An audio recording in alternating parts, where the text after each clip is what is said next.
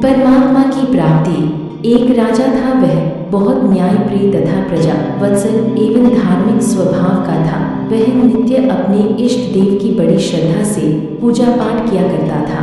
एक दिन इष्ट देव ने प्रसन्न होकर उसे दर्शन दिए तथा कहा, राजन मैं तुमसे बहुत प्रसन्न हूँ, बोलो तुम्हारी कोई इच्छा है। प्रजा को चाहने वाला राजा बोला, भगवान मेरे पास आपका दिया सब कुछ है, आपकी कृपा से राज्य में सब प्रकार सुख शांति है, फिर भी मेरी एक इच्छा है कि जैसे आपने मुझे दर्शन देकर धन्य किया, वैसे ही मेरी सारी प्रजा को भी दर्शन दीजिए। यह तो संभव नहीं है। भगवान ने राजा को समझाया, परंतु प्रजा को चाहने वाला राजा भगवान से जिद करने लगा।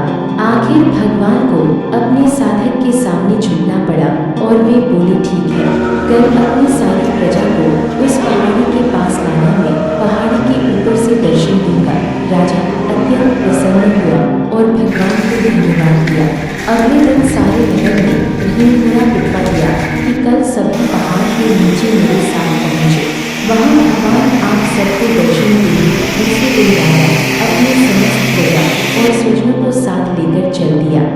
चलते चलते रास्ते में एक स्थान पर तांबे के सिक्कों का पहाड़ दिखा। प्रजा में से कुछ एक उस ओर भागने लगे। तभी ज्ञानी राजा ने सबको सतर्क किया कि कोई उस ओर ध्यान न दे, क्योंकि तुम सब भगवान से मिलने जा रहे हो।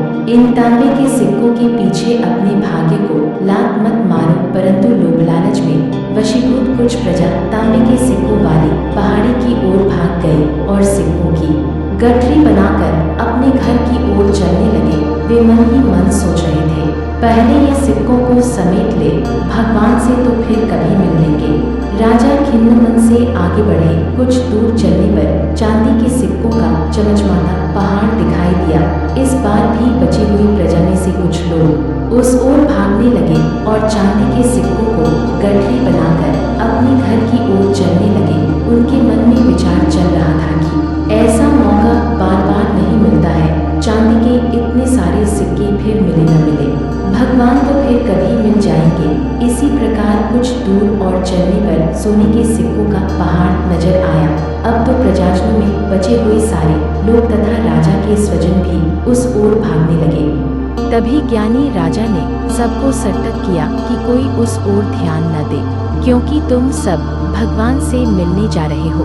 इन तांबे के सिक्कों के पीछे अपने भाग्य को लात मत मारो। परंतु लोभ लालच में वशीभूत कुछ प्रजा तांबे के सिक्कों वाली पहाड़ी की ओर भाग गई और सिक्कों की गठरी बनाकर अपने घर की ओर चलने लगे। वे मन ही मन सोच रहे थे, पहले ये सिक्कों को समेट ले, भगवान से तो फिर कभी मिल लेंगे। राजा खिन्न मन से आगे बढ़े। कुछ दूर चलने पर चांदी के सिक्कों का चमचमाता पहाड़ दिखाई दिया।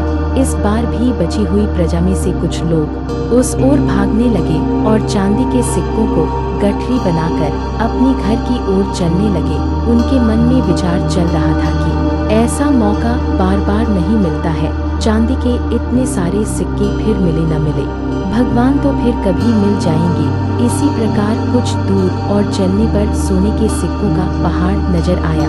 अब तो प्रजाजनों में बचे हुए सारे लोग तथा राजा के स्वजन भी उस ओर भागने लगे। वे भी दूसरों की तरह सिक्कों की गठरी लादकर अपने अपने घरों की ओर चल दिए। अब केवल राजा और रानी ही शेष रह गए थे। राजा रानी से कहने लगे, देखो कितने लोभी हैं ये लोग, भगवान से मिलने का महत्व ही नहीं जानते हैं।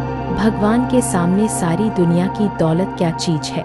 सही बात है। रानी ने राजा की बात का समर्थन किया और वह आगे बढ़ने लगे। कुछ दूर चलने पर राजा और रानी ने देखा कि सप्तरंगी आभा बिखरता हीरों का पहाड़ है। अब तो रानी से रहा नहीं गया।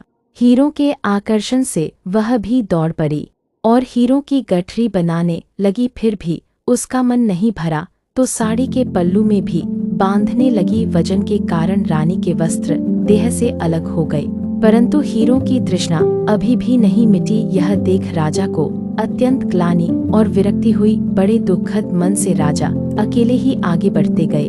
पहाड़ पर सचमुच भगवान खड़े नुक्ता उसका इंतजार कर रहे थे। राजा को देखते ही भगवान मुस्कुराए और पूछा, कहाँ है तुम्हारी प्रजा और तुम्हारे प्रियजन? मैं तो कब से उनसे मिलने के लिए बेकरारी से उनका इंतजार कर रहा हूँ। राजा ने शर्म और आत्मग्लानि से अपना सर झुका लिया। तब भगवान ने राजा को समझाया, राजन, जो लोग भौतिक सांसारिक प्राप्ति को मुझसे अधिक मानते हैं, उन्हें कदाचित मेरी प्राप्ति नहीं होती और वह मेरे स्नेह तथा आशीर्वाद से भी वंचित रह जाते हैं। जो जीव अपनी मन और बुद्धि से भगवान पर न्यौछावर हो जाते हैं और सर्व संबंधों से प्यार करते हैं, वह ही भगवान के प्रिय बनते हैं। तो मेरे प्रिय मित्रों, अब आप समझ गए होंगे कि जो धन की लालसा नहीं रखते हैं और सच्ची हृदय से भगवान को प्रेम करते हैं, उन्हीं को परमात्मा की प्राप्ति होती है। और जिनके मन में पाप, हिंसा, काम, लोभ, अहंकार, मोह भरे होते हैं, वो तो इस जीवन में क्या 7 जन्मों में भी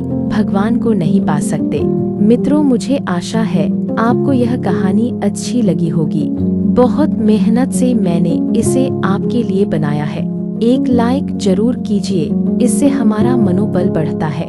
और हाँ, आध्यात्मिक दुनिया चैनल को सब्सक्राइब कर देना।